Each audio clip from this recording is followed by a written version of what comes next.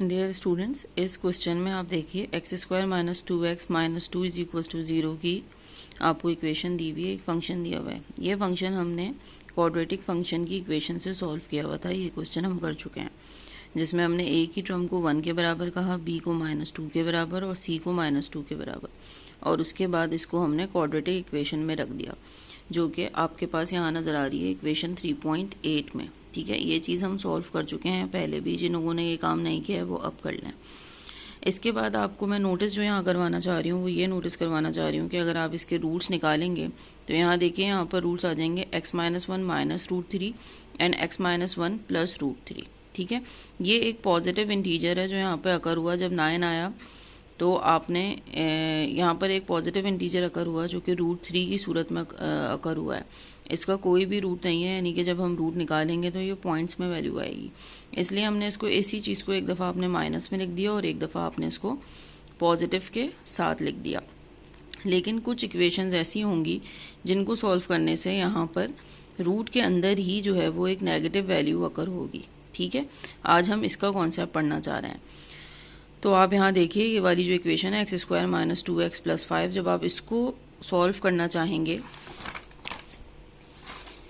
और इसे quadratic equation में पुट करेंगे तो आप देखें x is equals two plus minus 4 minus 20 की पावर हाफ डिवाइडेड बाई 2 यहाँ पर लिखा हुआ है। ठीक है, यानी कि आपने इसको कहाँ रखा है 3.8 इक्वेशन में, जो मैंने आपको दिखवाई क्वाड्रेटिक इक्वेशन। ठीक है, जब आपने इसको सॉल्व किया तो आप यहाँ पर नोटिस करें कि यहाँ पर आपके पास क्या चीज़ अकर हो रही है, x is equals to 1 plus 2i as well as x is equals to 1 minus 2i।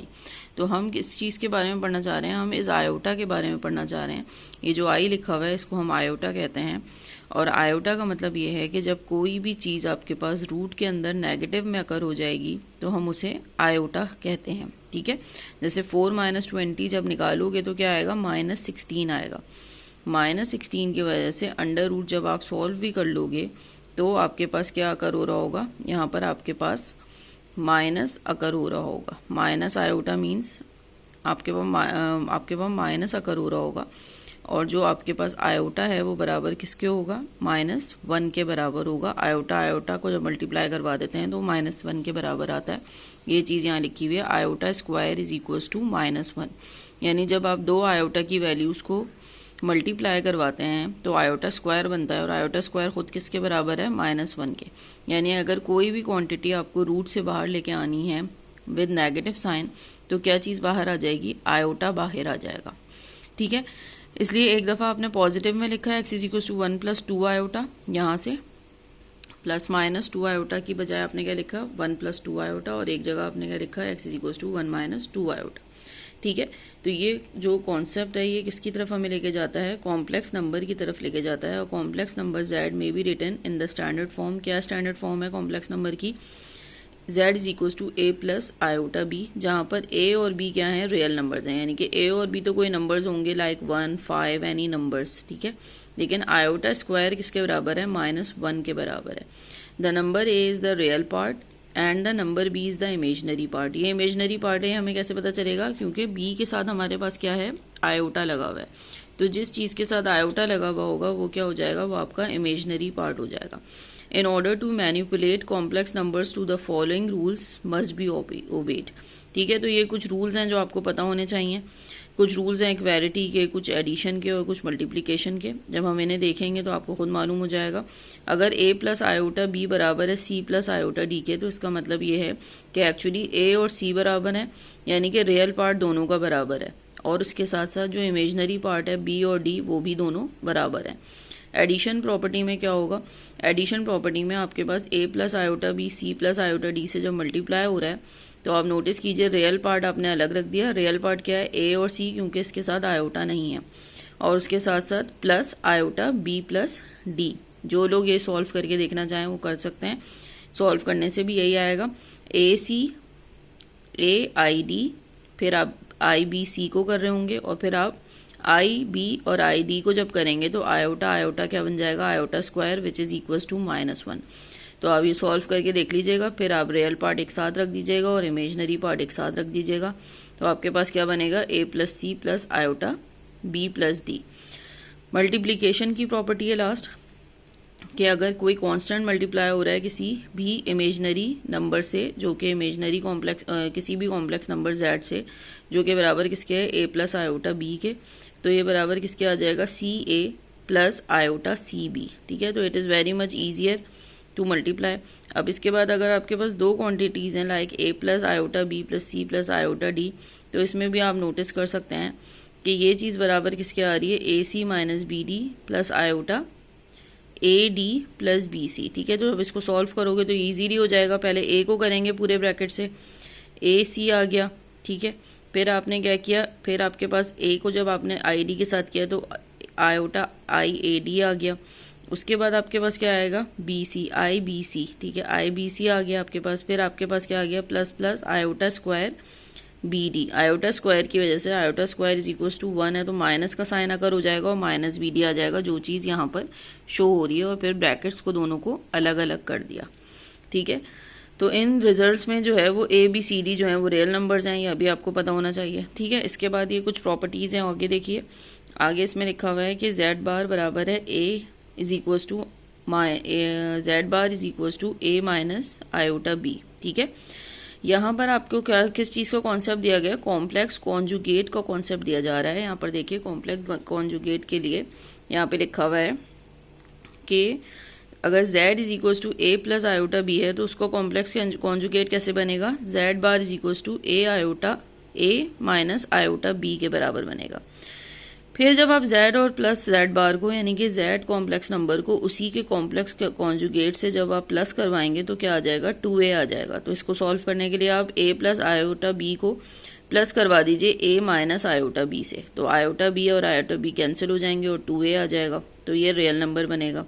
जब आप z माइनस z बार ले रहे हैं तो ये 2ib बनेगा और ये क्या है, ये इमेजनरी है। और जब आप दोनों को मल्टीप्लाई करवा रहे हैं तो आपके पास क्या आ जाएगा ए स्क्वायर प्लस बी स्क्वायर। हमने जो क्वेश्चन किया था एक्स स्क्वायर प्लस 9 का, वो इस कॉन्सेप्ट से भी डायरेक्टली सॉल्व हो सकता है। You may right x square plus 9, तो एक्स स्क्वायर प्लस 9 के कोऑर्डिनेट्स इससे इजीली सॉल्व किए जा सकते हैं।